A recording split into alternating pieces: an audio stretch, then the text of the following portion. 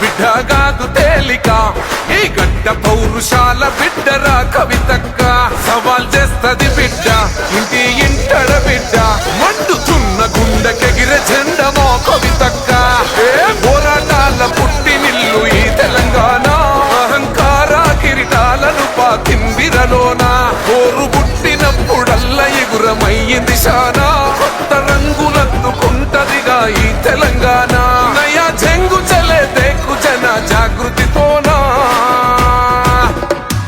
పట్టుర పట్టు జెండను బంటు కొట్టుర కొట్టు కొండను కొట్టు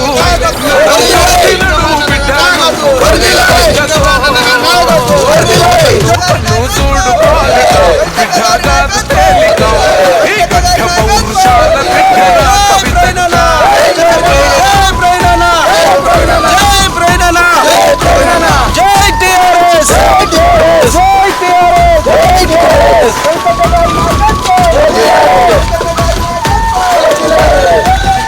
దూరమెంతది అయినా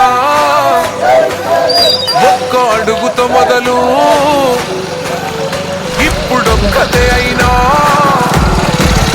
లక్షలాదికి గొడుగు ఏ దెబ్బ మీద దెబ్బ కొడితే పగలద కొండ హరజనం కొరకు పోరు చేస్తే ఎగరద జెండా ఎదిరించేటోళ్ళకెదురు పోతే అది మొండి గుండె జనం కొరక జన్మన్నది రాజగమొండే నయా జంగు చలే దేకు జన జాగృతితోనా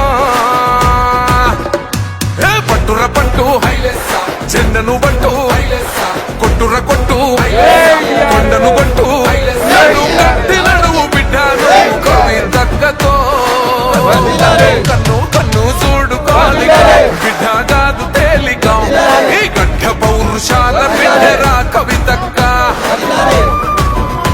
జై తెలంగాణ. ప్రస్తుతం మనం జనగామ జిల్లా జఫర్గఢ్ మండలం ఉప్పుగాళ్ళు గ్రామంలో ఉన్నాం. ఉప్పుగాళ్ళు గ్రామంలోని ఉప్పుగాళ్ళు రిజర్వాయర్ వద్ద ఉన్నాం. తెలంగాణ ఉద్యమంలో తలాపున బారుతుంది గోదారి, నీసేను నీచెలుక ఎడారి అన్న చందంగా ఉప్పుగాళ్ళు గ్రామంలోని వ్యవసాయదారుల పరిస్థితి కావచ్చు, లేదా ఈ రిజర్వాయర్ను ఆనుకొని ఉన్న దాదాపు 3 జిల్లాలను కలుపుతూ ఈ రిజర్వాయర్ నుండి వాటర్ను పంపింగ్ చేసేలా ఈ రిజర్వాయర్ను 2009లో అదే కాంగ్రెస్ ప్రభుత్వం ఉన్నప్పుడు వైఎస్ఆర్ గారి హయాంలో దీన్ని ప్రారంభించడం జరిగింది. అంటే 2009 నుండి మొదలు పెట్టుకుంటే ఇప్పుడు 2026 దాదాపు 17 సంవత్సరాలుగా వస్తుంది. ఆనాడు కాంగ్రెస్ ప్రభుత్వమే ఉన్నది, ఇప్పుడు కాంగ్రెస్ ప్రభుత్వమే ఉన్నది. ఆనాడు రాజయ్య గారు ఎమ్మెల్యేగా ఉన్నారు, ప్రస్తుతం ఇప్పుడు కడియం సిఆర్ గారు ఎమ్మెల్యేగా ఉన్నారు. అంటే దాదాపుగా 17 సంవత్సరాలుగా ఈ రిజర్వాయర్కి మోక్షం లేకుండా పోయింది. ఈ రిజర్వాయర్ను ప్రారంభించినప్పుడు ఇదే భారీ నీటిపారుదల శాఖ మంత్రిగా అప్పుడు పొన్నాల లక్ష్మయ్య గారు ఉండే. అంటే ఈ కాంగ్రెస్ ప్రభుత్వానికి ఈ ప్రాజెక్టుల పట్ల కావచ్చు, రైతుల పట్ల కావచ్చు, ఈ చుట్టుముట్టు గ్రామాల వ్యవసాయదారుల పట్ల కావచ్చు ఏమాత్రం చిత్తశుద్ధి ఉన్నదనేది ఒకసారి మనం అర్థం చేసుకోవాలి. ఇక ఇప్పుడు ప్రస్తుతం ఉన్న ఎమ్మెల్యే కడియం సిఆర్ గారు ఏ పార్టీ అధికారంలో ఉంటే ఆ పార్టీలోకి మారుతుంటాడు. ఆ పార్టీలోకి మారి ఏం చెప్తాడు, నేను అభివృద్ధి కోసమే పార్టీలు మారుతున్నా అంటాడు. అయితే నేను కడియం సిఆర్ గారికి స్పష్టంగా ఒక ప్రశ్న అడగదలుచుకుంటున్నా. అసలు అభివృద్ధి అంటే నీ ఇంటి అభివృద్ధి అనుకుంటున్నావా, లేకపోతే ప్రజల అభివృద్ధి అనుకుంటున్నావా, లేకపోతే నీ సొంత బిడ్డ ఇప్పుడు ఎంపీగా ఉన్న కావ్య గారి అభివృద్ధే ఈ ప్రజల అభివృద్ధి అనుకుంటున్నావా? ఏ అభివృద్ధిని అభివృద్ధి అని చెప్తున్నావు నువ్వు? ఇక్కడ రిజర్వాయర్ పడావుబడి ఉన్నది, నువ్వు అభివృద్ధి కోసం ఈ కాంగ్రెస్లోకి దిగినా అని నువ్వు చెప్తున్నావు. అసలు నువ్వు కాంగ్రెస్లో ఉన్నవా లేవా ఇంతవరకు నీకు తెలియదు. కాబట్టి ఈ రిజర్వాయర్ని ఆనుకొని దాదాపు 55,000 ఎకరాల పంట ఉన్నది, 55,000 ఎకరాల సాగు భూమి ఉన్నది. దాదాపు ఈ రిజర్వాయర్ ప్రారంభించినప్పుడు ఇక్కడ గౌండ్లు కూడా వాళ్ళ తాడి చెట్లు వాళ్ళ వృత్తిని కోల్పోవడం జరిగింది. ఈ రిజర్వాయర్ కోసం దాదాపు 500 ఎకరాల భూమిని కూడా ప్రజల దగ్గర నుంచి, వ్యవసాయదారుల దగ్గర నుంచి వెళ్ళి, రైతుల దగ్గర నుంచి గత ప్రభుత్వం, అంతకుముందు ప్రభుత్వం, ఈ ప్రభుత్వం తీసుకున్నది. దాదాపు 400 కోట్లతోటి ఈ రిజర్వాయర్ని అంగరంగ వైభవంగా మేము ప్రారంభిస్తున్నామని ఆనాడు వైఎస్ రాజశేఖర రెడ్డి గారు చెప్పిండ్రు, ఆ తర్వాత కేసీఆర్ గారు చెప్పిండ్రు, ఇప్పుడున్న రేవంత్ రెడ్డి గారు కూడా అదే ముచ్చట చెప్తున్నారు. కానీ మరి ఈ రిజర్వాయర్కి మోక్షం అయితే లేదు. భూములు పోయినాయి రైతులై, సంపద పోయింది రైతులది, కానీ నీళ్ళ సుక్క మాత్రం ఇక్కడ ఈ గ్రామాన్ని తాకడం లేదు. ఈ గ్రామంలో ఉన్న వ్యవసాయదారులు ఇక్కడ నుండి నీటిని తీసుకునే పరిస్థితి లేదు. ఇంకా ఈ రోజు ముఖ్యంగా నేను చెప్పదలుచుకున్నది ఏంటంటే, రేపు 14వ తారీఖు కడియం శ్రీఆర్ గారు కన్నింగ్ అంకుల్ అని పేరు పెట్టాం మేము ఆయనకు. ఎందుకు కన్నింగ్ అంకుల్ అంటే, ఇక్కడ గన్పూర్ రిజర్వాయర్ నుండి ఆయన రేపు నీటిని విడుదల చేయబోతున్నాడట. ఎంత దుర్మార్గుడు! రేపు నీటిని రిలీజ్ చేసే ముందు ఇవాళ ఒక పేపర్ స్టేట్మెంట్ ఇచ్చిండు. ప్రతి పంటను నీళ్లు దడపాలి, వ్యవసాయదారులు చల్లగా ఉండాలి అని ఒక దుర్బుద్ధితోటి, కన్నింగ్ బుద్ధితోటి చెప్పి రేపు స్టార్ట్ చేస్తాను. అంటే మరి ఇదే గన్పూర్ని ఆనుకొని ఉన్న ఉప్పుగల్ ఎంత దూరం ఉన్నది? 8 కిలోమీటర్లు లేదు. మరి అక్కడ స్టేషన్ గన్పూర్లో మోటార్లు స్టార్ట్ చేస్తాను, సంతోషమే, రైతులు బాగుపడడం మాకు ఆనందమే. మరి ఉప్పుగాలు రైతులు ఏం పాపం చేసిండ్రు? పాలకుర్తి రైతులు ఏం పాపం చేసిండ్రు? జఫర్గఢ్ రైతులు ఏం పాపం చేసిండ్రు? మరి ఈ మొత్తం ఈ నియోజకవర్గాన్ని ఆనుకొని రిజర్వాయర్ ఉన్నది కదా, 55,000 ఎకరాలు కదా. మరి 55,000 ఎకరాల పంటను నువ్వు నాశనం చేసినట్టే కదా. ఎవరి అభివృద్ధి కోసం నువ్వు కాంగ్రెస్ కండువా కప్పుకున్నావు? అసలు నువ్వు కాంగ్రెస్ ను ఉంచుకున్నావా లేదా కాంగ్రెస్ నేను పెంచుకుంటాందా? ఈ స్పష్టత నువ్వు ఇవ్వాలి. నువ్వు కాంగ్రెస్ ఉన్నావా? ఉంటే ఎన్ని నిధులు తెచ్చినావు? నియోజకవర్గం కోసం ఎన్ని నిధులు తెచ్చినావు? భారీ పోస్టర్లు వేసుకున్నావు, 1400 కోట్ల రూపాయలు తెచ్చిందని. ఏది ఆ 1400 కోట్ల రూపాయలు?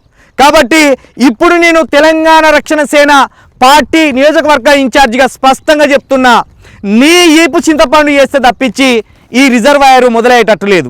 మొన్న ముఖ్యమంత్రి గారు పంటలన్నీ ఎండిపోతున్నాయి, ప్రాజెక్టులలో నీళ్లు లేవు, నువ్వు ప్రాజెక్టులకు నీళ్ళు ఇస్తలేవు, పంటలకు నీళ్ళు ఇస్తలేవు అంటే రైతుల రక్తంతో పంటలు పండించుకోర్రి అంటాను. నేనేం చెప్తానంటే, రైతుల రక్తమేమో కానీ నీకు బెల్ట్ పూజ చేస్తే తప్పించి నువ్వు దారికి రావని నిన్ను హెచ్చరిస్తున్నా ముఖ్యమంత్రి గారు. అంటే రైతుల మీద ఎంత దురుద్దేశం, ఎంత దుర్మార్గం ఉంటే నువ్వు రైతుల రక్తం జల్లి పంటలు పండించుకోర్రని చెప్తావు.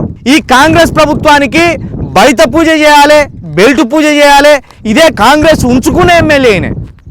ఆయనేమో కాంగ్రెస్ పెంచుకుంటాను అనుకుంటాను, కాదు, ఉంచుకున్న ఎమ్మెల్యేనే. ఈ ఉంచుకున్న ఎమ్మెల్యేకి కూడా బెల్ట్ పూజ చేయాలి, బడిత పూజ చేయాలి. రానున్న రోజుల్లో ఇదే రిజర్వాయర్ని మేము 4 నెలలు టైం తీసుకుంటున్నాం. ఈ 4 నెలల్లో కనుక ఈ రిజర్వాయర్ నుండి ఇదే పాలకుర్తికి, మా జఫర్గఢ్కు, అదేవిధంగా మా ధర్మసార్ నుండి ఇక్కడికి నీళ్లు లిఫ్ట్ పంపింగ్ కావాలి. ఇక్కడ నుండి ఈ చుట్టుముట్టు ఉన్న 55,000 ఎకరాలను ఈ రిజర్వాయర్ నుండి పంట పొలాలు తడపాలి. ఆ విధంగా ఇప్పటికి ఆగిపోయిన పనులను పూర్తి చేసి ఈ రిజర్వాయర్ నుండి నీళ్లు విడుదల చేయకపోతే గనక ఇదే తెలంగాణ రక్షణ సేన ఆధ్వర్యంలో, కల్వకుంట్ల కవిత గారి నేతృత్వంలో, కల్వకుంట్ల కవిత గారి నాయకత్వంలో ఇక్కడ మేము పెద్ద ఎత్తున పోరాటం చేస్తాం. ఇక్కడ రైతులను కలుపుకొని, యువతను కలుపుకొని, ఈ 55,000 ఎకరాల పంట పొలాలలో పనిచేస్తున్న రైతులను కలుపుకొని పెద్ద ఎత్తున పోరాటం చేస్తాం. 4 నెలలు గడువు ఇస్తున్నాం.